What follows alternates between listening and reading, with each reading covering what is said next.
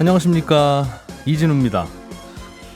분당이나 일산 같은 90년대에 지어진 신도시들의 재건축을 위해 규제를 풀어주는 법이 국회에서 논의 중입니다. 그런데 낡은 아파트가 거기만 있는 게 아닌데 어디는 혜택을 주고 어디는 안 주느냐는 형평성 논란도 제기되고 있고 대체로 현실성에 대한 여러 가지 지적도 나오고 있습니다.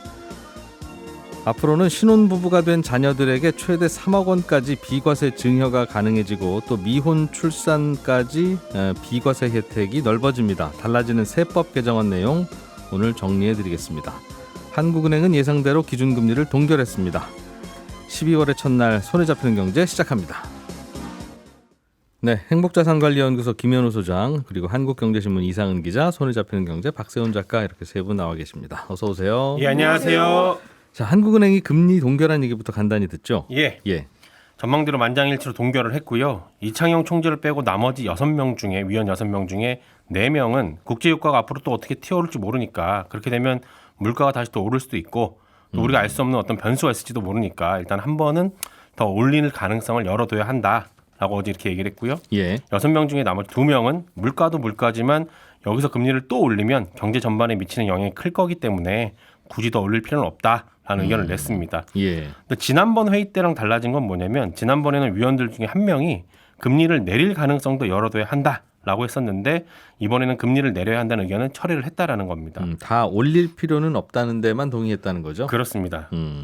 그러면 앞으로는 금리를 어떻게 할 것이냐? 근데 이제 시장의 관심은 뭐였냐면 금리를 혹시라도 이제 내리게 될 텐데 내리게 되면 언제 내릴 거냐 이게 관심이었거든요. 예. 왜냐하면 특히 최근에 미국이 금리를 생각보다 일찍 내릴 수 있을 거라는 전망이 계속 나오고 있어요. 미국 금융시장에서는 그렇게 베팅하고 있다면서요? 그렇습니다. 왜냐하면 그동안 금리를 올려야 한다고 강하게 주장을 하던 연준 위원들 중에 몇 명이 이제는 좀 금리를 그만 올려도 될 것 같아라고 예. 발언을 한 것도 있고 어제 미국의 10월 개인 소비 지출 지수가 나왔는데 지난 21년 3월 이후로 가장 낮게 나왔거든요. 이제 고금리의 약효가 퍼지기 시작했다는 거군요. 그렇습니다. 물가 예. 상승률 둔화세가 지속되고 있다는 것도 보이고 하니까 그러면 이제 미국이 금리를 일찍 내릴 수 있을 거다라는 전망이 나오는데 그러면서 우리나라도 그러면 금리를 내년 초에는 좀 내릴 수 있지 않을까라는 기대감이 커지고 있었거든요. 예. 네, 여기에 대해 이창용 한국은행 총재가 딱 잘라서 이렇게 얘기했습니다.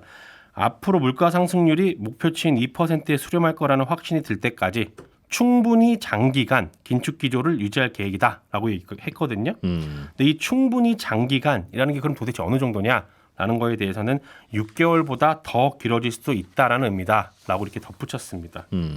다만 내년 경제 성장률 전망치는 좀 내려잡았거든요. 원래는 예. 2.2% 정도 성장할 걸로 봤는데 2.1%로 좀 낮췄어요.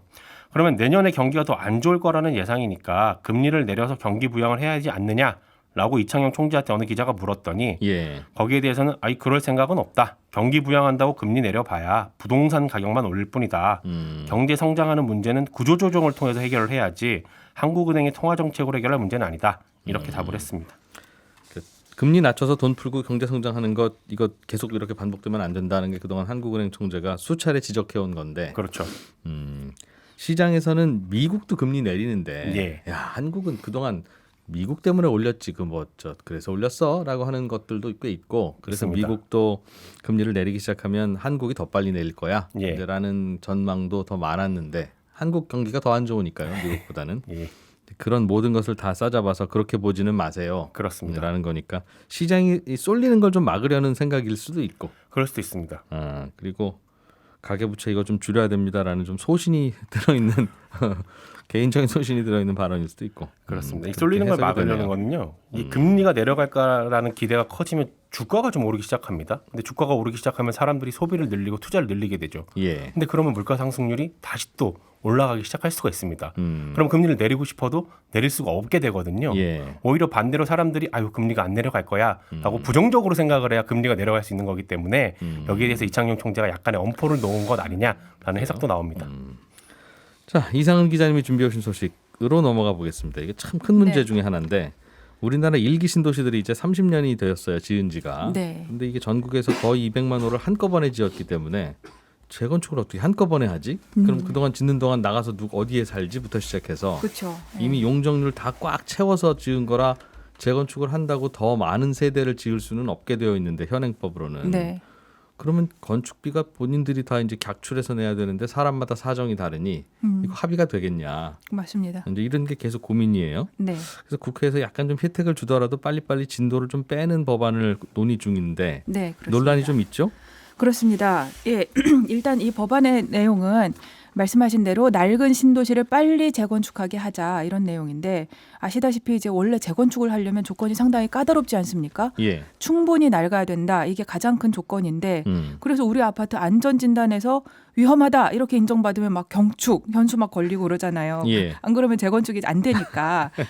그런데 이제 1990년대에 지어진 많은 아파트들은 낡기는 낡았는데 아직 현재 기준으로는 재건축하기에 조금 이르다는 판단을 많이 받습니다. 예. 그런 아파트한테 용적률을 조금 높여주고 또 안전진단을 면제를 해준다거나 아니면 조건을 조금 완화해주거나 해서 이런 곳에 빨리 새 집이 들어서게 해주자. 이것이 그런 그 법안의 내용이고요. 그러니까 워낙 한꺼번에 많이들 지어놨기 때문에 네. 조금 덜 낡았어도 그런 친구들부터라도 빨리빨리 재건축을 해야 네, 그래도 재건축 다 끝나고 나면 지금부터 3, 40년 걸려요 하는 거니까 그렇죠. 네. 그런 취지일 텐데 예, 그렇습니다.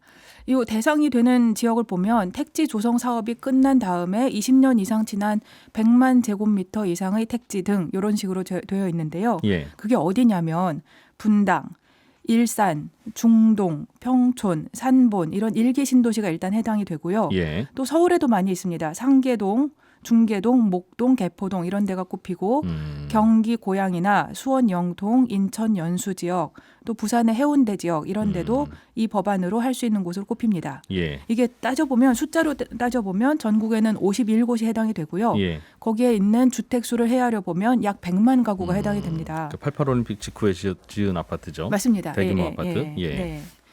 그래서 이곳의 용적률을 높여준다는 건데 어떻게 높여주느냐? 그거는 종상향이라는 방법을 통해서 주로 하게 되는데요. 예를 들면 2종 주거지역이라면 3종 주거지역을 해주고 또 3종 주거지역이다 그러면 준주거나 아니면 상업지역으로 바꿔주고 예. 그러면 이 과정에서 말씀하셨던 아까 용적률이 꽉 찬 문제를 예. 해결하면서 자연스럽게 용적률이 원래 뭐 예를 들면 170%였다면 250%가 되고 또 300%였다면 450%나 500%가 되고 이런 식으로 바꿔준다는 겁니다. 그러니까 법을 바꿔서 특혜를 준다는 거 아니냐? 뭐 그런 얘기일 수도 그렇죠. 있겠어요. 네, 예. 네. 지금 이대로 재건축을 하라고 하면 말씀하셨던 대로 사업성이 안 나오니까 예. 사업성이 나올 수 있게 그래서 재건축을 할 수 있게 해준다는 얘기입니다. 그런데 이제 그동안 낡은 아파트들 많았는데 재건축이 잘 안 됐던 이유가 딱 정확히 재건축을 하려고 해도 사업성이 안 나오니까 못했던 건데 그렇죠. 왜 우리가 할 때는 가만히 있다가 여기 왜 낡은 신도시들 이제 문제가 되니까 왜 여기만 갑자기 특혜를 주냐? 맞습니다. 전국의 낡은 아파트 연합에서 막 뭐라고 할 수도 있잖아요. 낡은 아파트. 예. 그래서 이런 것들이 국회에서 좀 논의가 그래도 되고 있는 것 같기는 한데 뭐 발의된 법안도 있었고. 네, 굉장히 많았어요. 사실은 여러 개 있었는데 안에서 반대가 말씀하셨던 그 이유로 반대가 많이 있었습니다. 형평성 문제가 제일 컸고 왜 누구만 해주냐. 그래서 일기 신도시 특별법이냐 아니면 더 심하게는 분당 재건축 특별법 아니냐 이런 비판이 많았습니다. 예. 그래서 국회에 국토교통위원회에서 심사는 계속했는데 진행이 잘 되지 않았던 부분이 있었어요. 근데 지난달 중순에 11월 중순에 이걸 대선 공약으로 걸었던 우리 윤석열 대통령이 국회에다가 연내 통과가 될 수 있게 좀 해주세요 이렇게 부탁을 했고 예. 또 더불어민주당도 연내에 이 법을 처리합시다 이렇게 해서 양쪽의 의견이 맞았습니다. 신도시 주민들 표심이 있으니까 그러니까요. 여야 아무도 반대는 못하겠죠. 네, 갑자기 예. 그래서 급물살을 타가지고 그저께 국토교통위원회 아래에 법안심사소위원회가 있습니다. 그 소위에서 통과가 됐어요. 이제는 이제 국토교통위원회하고 법사위하고 본회의하고 거치면 연내에 국회 통과가 진짜 될 것 같습니다. 만약에 그렇게 되면 빠르게는 내년 4월쯤에는 시행이 됩니다. 그러면 내년 4월에 이제 총선이 있으니까 아무래도 좀 그걸 생각해서 좀 서두르는 게 아니냐 이렇게 생각하는 사람들이 많은 그런 상황입니다.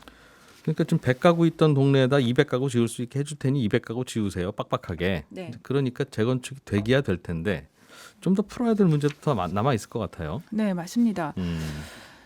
일단 주택 공급의 측면에서 보면 지금 이제 더 이상 우리가 큰 빈 땅은 많지 않잖아요. 그러니까 그런 빈 땅에 새 집 짓기는 쉽지가 않고 기존에 있던 걸 정비해야 되는 시기라는 그런 지적은 맞습니다.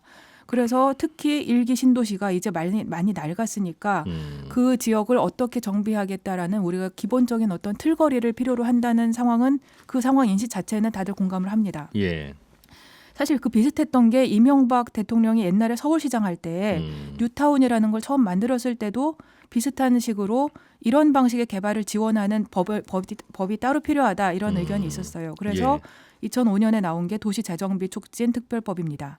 그래서 같은 맥락으로 이제는 우리가 일기 신도시를 정리하는 방식을 고민해야 하고 그러니까 그거에 관한 어떤 특별법이 있는 것이 이상한 일은 아니다. 그런 의견이 있고요.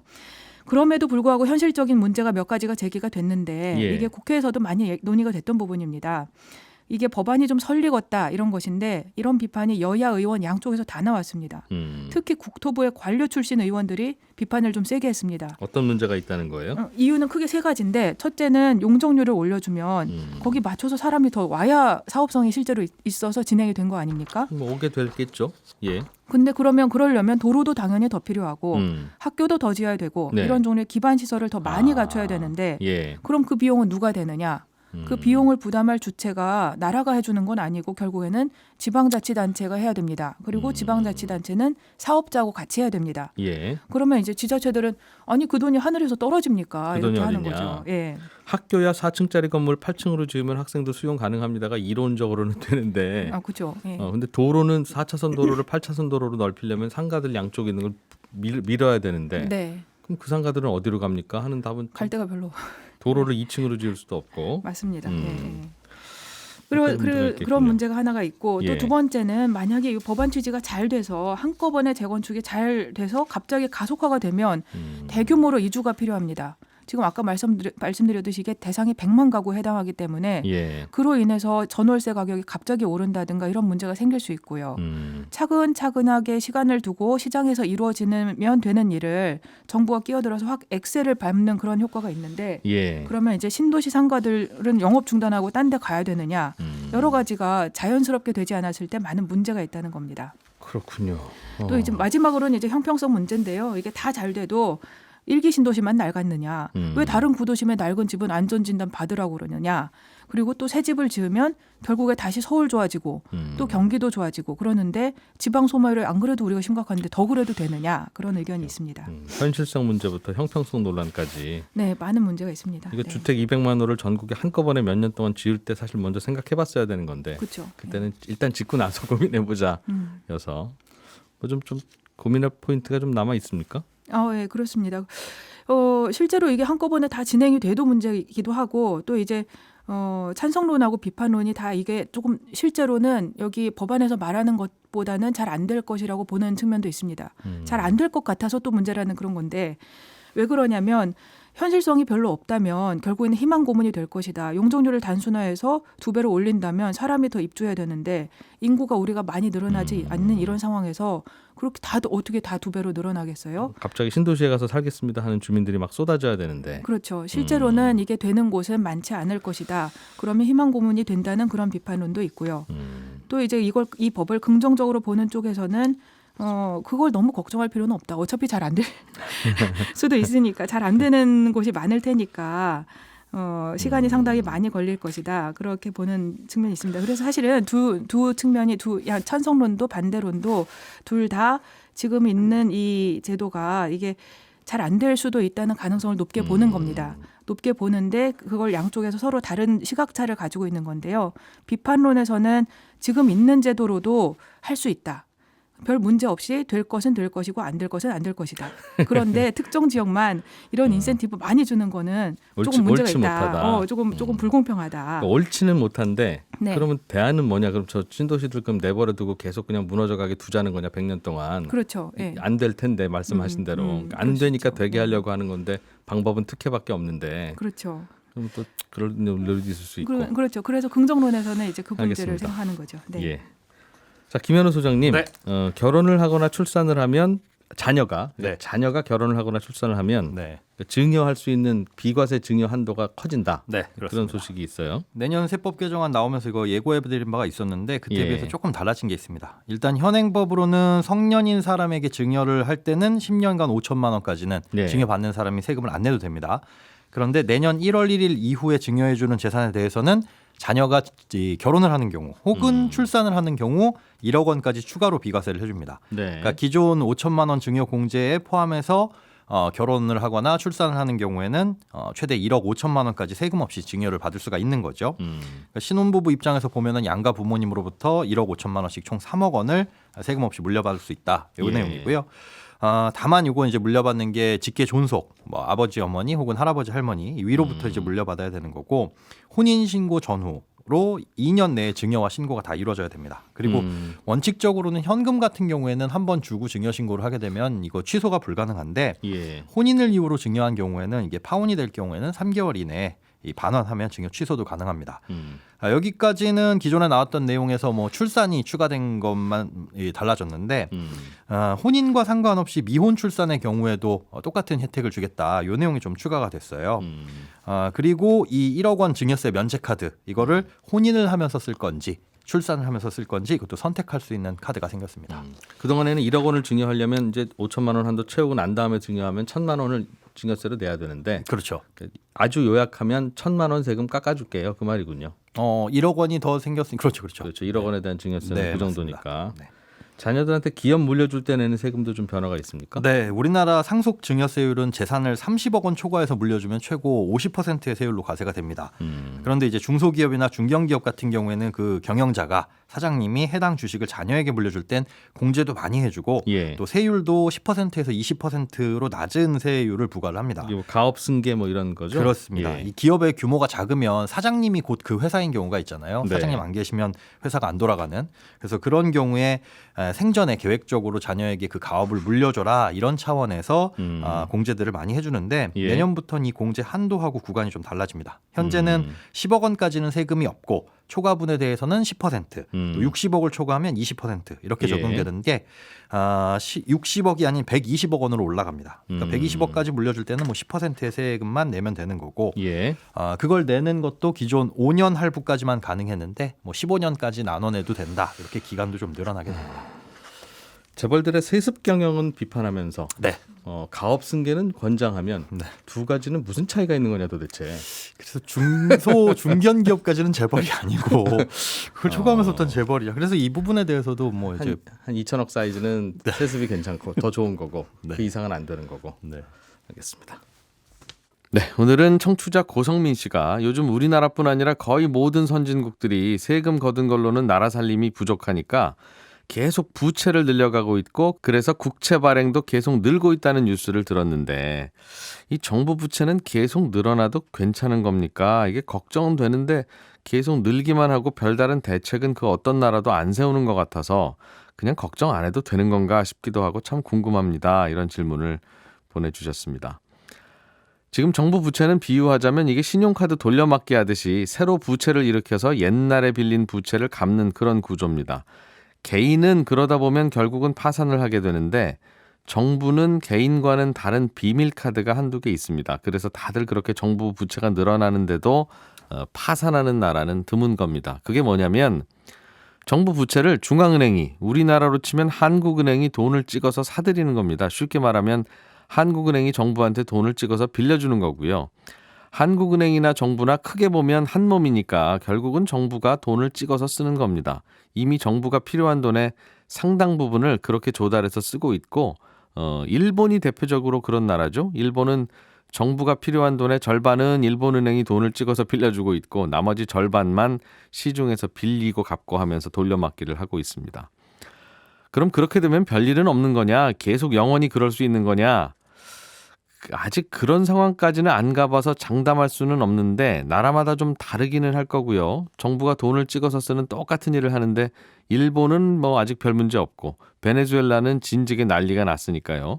다만 별일이 없을 수도 있다는 의견이 있기도 합니다. 정부가 돈을 막 찍어서 쓸 때 걱정되는 건 너무 돈이 많이 풀려나가서 인플레이션이 걷잡을 수 없게 되는 건데 정부가 막 찍어서 돈을 쓰는 상황은 경기가 너무 나빠서 아무도 대출을 안 받으려고 하는 불경기일 테니까 정부가 돈을 막 찍더라도 사람들이 그 돈을 안 쓰고 저축만 하고 대출을 잘 안 받고 그럴 테니 시중에 풀리는 돈은 별로 안 늘어날 수도 있거든요. 그런데 문제는 경기가 그렇게 나쁘지는 않은데 경기가 안 나빠도 나는 먹고 살기 힘들다는 유권자들이 항상 많이 있고, 그런 유권자들이 정부가 돈을 풀어서 나를 지원하라 라고 하면 이게 선거에 운명이 걸려있는 정부는 돈을 찍어서 풀 수밖에 없는데, 그러면 이제 베네수엘라 같은 나라들처럼 난리가 나는 겁니다. 그래서 결론은 정부 부채가 계속 늘어나더라도 중앙은행한테 빌려서 쓰면서 계속 그 상황을 이어갈 수는 있는데, 그건 일본처럼 상황과 눈치를 잘 보면서 해야지 베네수엘라 같은 나라들처럼 뒷감당이 안 되는데도 선거 때문에 돈을 풀어버리면 안 된다는 거고요. 정부가 부채를 많이 일으켜서 돈을 갖다 쓰면 그 이자와 원금은 결국 그 부채를 구입한 국민들한테 돌아가는 거잖아요. 결국 세금이나 정부 부채나 결국은 돈 많은 사람들한테서 돈 가져다가 가난한 사람들에게 쓰는 건데, 세금은 야 작년에 너한테 1,000만 원 세금 걷었었지? 여기 이자 줄게. 이러지는 않는데, 국채는 작년에 너한테 1,000만 원 빌렸지 나라가? 여기 이자 줄게 하고 이자를 줘야 된다는 딱 그 차이가 있는 거고요. 결국은 뭐 그 이자 받은 사람은 그 돈을 또 어딘가에 쓸 거고, 그렇게 경제는 돌아가는 거니까 그렇게 저렇게 눈치 보면서 잘하면 별 문제는 없을 수도 있다. 그러나 인류가 아직 안 가본 길이라 끝까지 이렇게 계속하면 무슨 일이 벌어질지는 솔직히 잘 모른다. 이게 현재까지의 결론입니다. 자, 질문 보내주신 고성민 씨께는 저희가 준비한 기프티콘 선물 보내드리겠습니다. 지금까지 이진우였고요. 저는 다음 주 월요일 아침 8시 30분에 다시 오겠습니다. 함께해 주신 여러분 고맙습니다.